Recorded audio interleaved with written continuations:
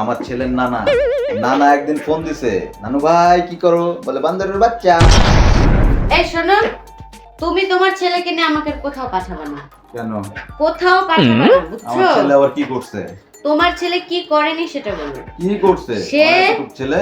সে তাকে হচ্ছে সেদিন পড়াতে পড়াতে আমি মাংকি পড়াচ্ছি, তো তার দাদি ভুল করে বইলা ফেলছে যে এটা বান্দরের বাচ্চা।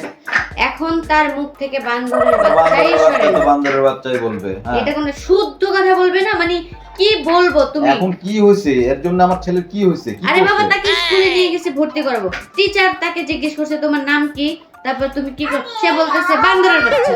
হ্যাঁ, টিচার তো এটা তো অত্যাচার করে বাচ্চাদের, খালি পড়ায়, পড়া দিয়ে নির্যাতন করে, তো বান্দরের বাচ্চা। ঠিকই তো আছে। টিচার কে বলে সে বইলা বসেছে টিচার বান্দরের বাচ্চা। তারপরে যে পাড়ায় ওই আন্টি যে দাদু কেমন আছো, বান্দরের বাচ্চা। হ্যাঁ, ঠিকই তো বলছে। ওর খেলার সময় এসে ডিস্টার্ব করে। কিভাবে সে হচ্ছে তাকে বলবে না, পেটে কাতুকুতু নষ্ট করে ফেলতেছে সে। ওর পেটে কাতুকুতু দেয়, বান্দরের বাচ্চাই তো বলবে আন্টিকে।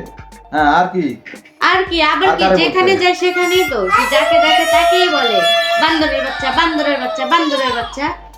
আমার ছেলে ছোট হলে কি হবে?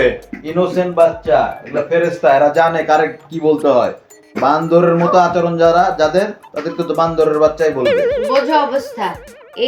এর সঙ্গ পেয়ে এর সাথে তুমি একটা বান্দর, তোমার সাথে ছেলেকেও বানাইতেছো, তাই বুঝছো?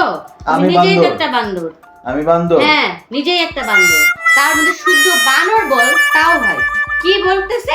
বান্দরের বাচ্চা। আরে বান্দর আমাদের সংস্কৃতির অংশ, আমাদের ভাষার অংশ।